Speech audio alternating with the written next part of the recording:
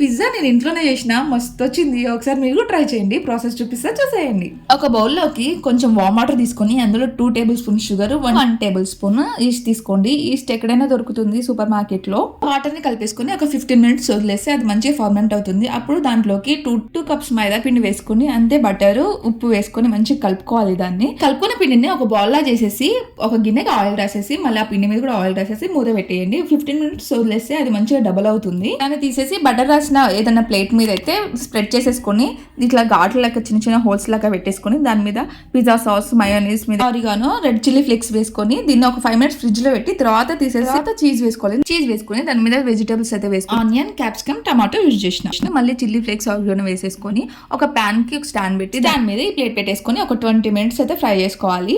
ఇది ఫ్రై చేసుకున్న తర్వాత మనకి చీజీ రావాలంటే మోజరెల్లా చీజ్ యూజ్ చేస్తే వస్తుంది. బ్యాక్ సైడ్ కూడా మంచి క్రిస్పీగా వచ్చింది. Thank you for watching. Subscribe.